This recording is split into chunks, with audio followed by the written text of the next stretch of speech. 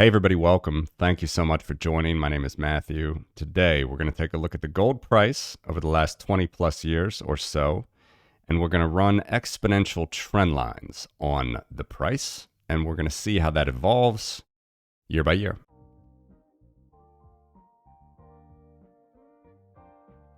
All right, so just like yesterday and in my prior couple videos bringing Bitcoin's price history and trend line up to date, we're going to do the same here with gold. Now, a couple things to start with gold. I'm going to start here way earlier than Bitcoin, July 21st, 1999. Why? Well, that was actually the nadir of the gold price bear market. $252, $253 an ounce was closing price for gold on July 21st, 1999. That was a low. And that was a low from a bear market that started 20 years prior. In January of 1980, gold hit $850 per ounce for about 2 seconds on the world markets, and it fell steadily from there all the way to where you see right here. So the reason I chose to do this, because we're going to start drawing trend lines here like we did with Bitcoin, I want to help gold as much as I can. So I'm going to take the most depressed gold price, meaning you could get it at the very bottom, get in the market, and then let's see over time, whatever price posts, how the trend line evolves. And just like with Bitcoin, we're going to look at a few different years, also the all-time trend line. Note as well, of course, this is on log scale. And when we put it on log scale, we're going to be able to see trend lines that are in straight lines. Why would they be in straight lines on log scale? That's because gold, the regression that best fits gold, as most markets in fact, is exponential. An exponential regression trend line, exponential regression analysis. That is different than Bitcoin. Remember in the prior videos, and see even more prior videos that are linked here in the show notes where I go more in depth on the formulas here. The best fitting curve for Bitcoin still to this day is a power curve. The best fitting curve for gold still to this day, and many markets in fact, is exponential. So when we draw trend lines, they're going to be straight lines on log scale. And I'm going to do that right now. Let's start with the 2005 trend line. So what that means is all the data is going to start in 1999, all right, at the nadir. Every single bit of data you're going to see, it starts July 21st, 1999. But let's just go to December 31st, 2005 and see how the line looks. All right, there you go. Straight line, exponential trend line regression. You can see it hugs the price pretty strongly here and then falls off because we're not taking in any more data. You can still predict where the trend line is going to be, as you see. And as I've done before, I've gone all the way out to 2030. We'll take a look at that towards the end of the video. But, you can see that the analysis is less good here as time moves on and the data doesn't fit the actual market as well. It actually does, come back to it, interestingly, a decade after, 2015, 2016, and still to this day, kind of close, actually. Let's just look till today. We're roughly $2,000 per ounce, and the trend line is $2,475. Not bad. You see 87% R squared. What does that mean? That just means that the data flows around the trend line 87% better, or with 87% less variance than the data flows around the mean of the data during the same time period. But note that 87% R squared only goes up to this point. All right, it only goes up to December 31st, 2005. That's where you're seeing that 87% R squared goodness of fit. So you can see the fit is good. Exponential trend line is pretty good for gold. Zoom back out here. This is in red. I'll explain a little bit more on that. The reason is because this is going to be one of the lowest trend lines that you'll see throughout all of gold's history during this time. Now, I don't want to look at every single year. And for this one, I'm going to go all the way out to 2012, year-end 2012's data. So this trend line is going to catch all the gold price action. Again, always starting in July 1999 for every trend line you're going to see on this chart. But this one goes all the way through December 31st, 2012. Why? I catch all of this high price action. And indeed, just trust me here, this is the highest one you're going to see. That's why I'm going to go all the way out to 2012 to show you this one. There it is. All right, so the slope is even more aggressive than the 2005 trend line. And if we go out to today, where the gold price is roughly $2,000 per ounce, the 2005 trend line, interestingly, pretty close, still $2,481 per ounce. The 2012 trend line is way above it, $9,000 per ounce. That's $7,000 higher than the gold price has ever been. So you see here, after roughly 2012, which is why I picked this date, the price bucks the trend. It falls. Just doesn't hold it. It doesn't hold that top blue line, the 2012 line. It's not a good trend line anymore. Okay? So this is why you got to look at different years, and you can see different action of the price, different activity.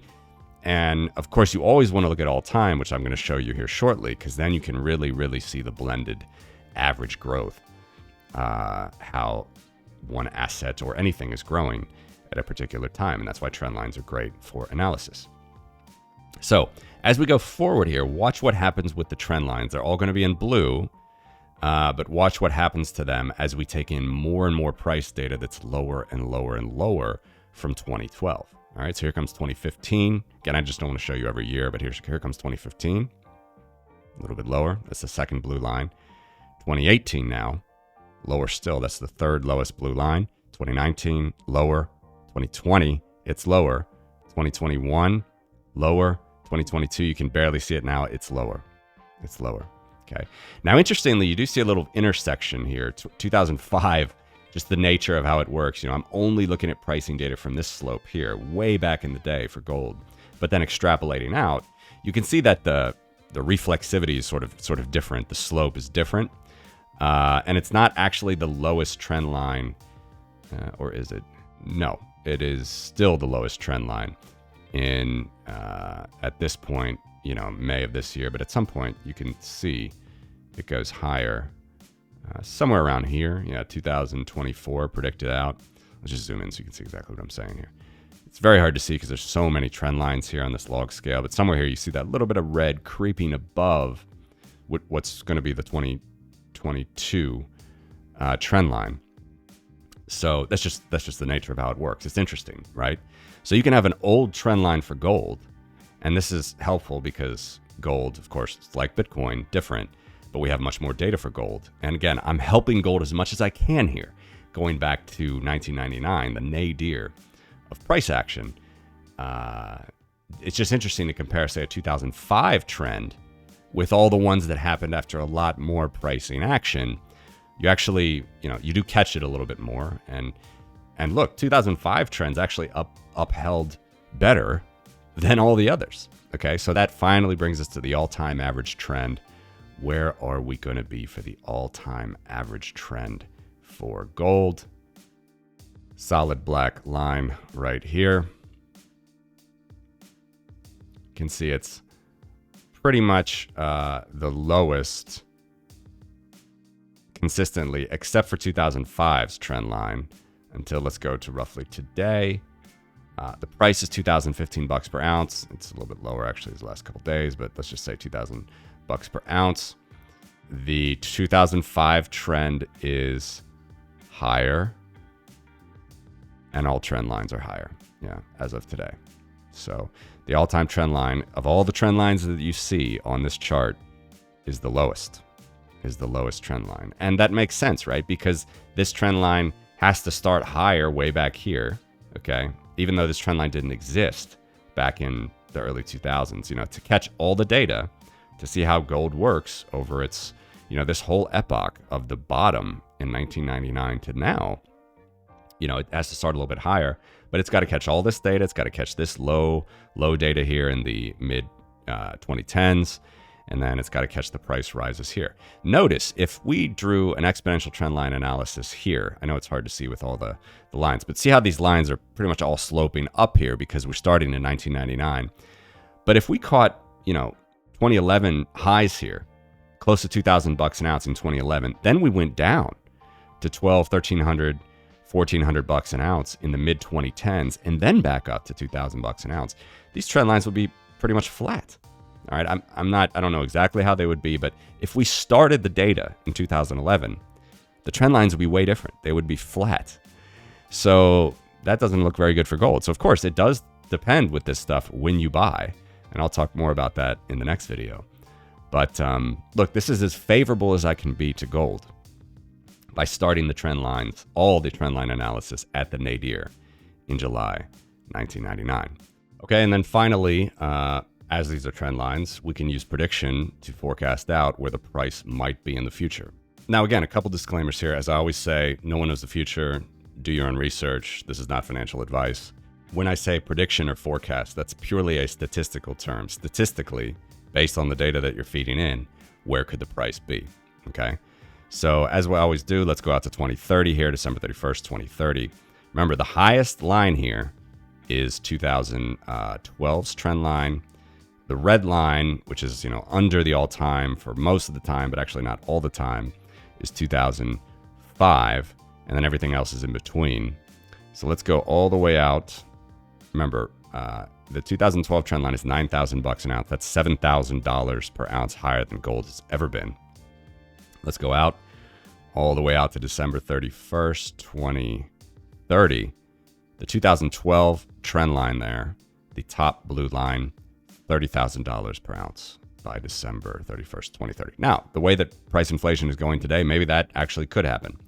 But if you look at even the 2015 data, right, the next level down blue line there, way lower. Again, this is log scale, $13,000 per ounce. Still, that's $11,000 higher than gold has ever been. 2018 trend line, $6,800 per ounce. 2019, $5,900 per ounce, down and down to where the all-time trend predicts gold at $4,732 per ounce with an 83% R squared based on all the price action of supply and demand, those buyers and sellers meeting at market price over the last 20 plus years. Interestingly, the all-time trend predicts only $2,000 to $3,000 higher, less than $3,000 higher than gold has ever been. And then the very last thing I want to mention on this video is, as we did with Bitcoin, we had this all-time trend line. Yes, I know it changes year to year. In the 2012 trend line, this was the all-time trend line as well at December 31st, 2012. As I showed, it goes down. It could maybe go up in certain situations like 2005's. They're all different. But when we get to the all-time trend line, when we take a step back from 30,000 feet, we have this. And we would have to ask ourselves, as with Bitcoin, how often did it actually hit the trend line? Because that's a rare event we can just see with our eyes, right? Let's just count it out here. I'll count that as 1, 2, 3, down 4. Let's even go 5, 6, 7, 8. Let's not count that little bump there. Basically 8, all right? And this is 20 plus years worth of data. How often did this happen with Bitcoin with 13 years of pricing data? How often did that happen with Bitcoin? 18 times, all right? So we're already half as often with gold, all right, with more data crossing the trend line. See what I mean? So, it's just very rare. And the point is, when the price crosses this all-time trend line, you probably want to pay attention because it's a major event. And you can see it does act like, even though this trend line didn't exist in 2005, there were, trend lines like this that existed in 2005. And when you blew above that, you started to move. It's something to be cautious of and understand and pay attention to. And then, as we move down and break down, this can act as resistance, not as support. And look, we are under the trend line today. So the final question to answer here is, as I said with Bitcoin, how often, once we get that all-time trend line drawn, we're at 30,000 feet, as a percentage of time, how frequent, how often is the price above the trend line, and how often is it below? We can see that it's, again, use your eyes, you can probably figure out, there's really 3 epochs here. We're below for a long period here in the early to mid 2000s, then above all the way until the mid 2010s, then below again until now, where we still are below, like Bitcoin. What was Bitcoin's? It was 60-40. That is 60% of the time below, 40% above. What is it for gold? It's actually 62-38. So very, very close, in fact. Even though the number of moves above and below is actually much less with gold than Bitcoin, 62% of the time we're under this all-time trend. which is very favorable trend to gold, all-time exponential trend starting in July 1999, the nadir, and then 38% of the time above the trend line. That's just based on all-time data. That's where we are. So again, the trend line is important. Definitely want to pay attention to it. Keep it in mind. This is signal. This is not noise. This is not CNBC. This is not Peter Schiff. This is not anybody telling you what they think gold is going to do tomorrow at 9 a.m. This is a very detailed statistical analysis, 83% R squared, exponential trend line based on 20 plus years of gold price data. That is where market sellers and market buyers, supply and demand meet in the middle, as we call it, price. That is what this is. Follow the signal, not the noise. Thanks a lot for watching. Take care.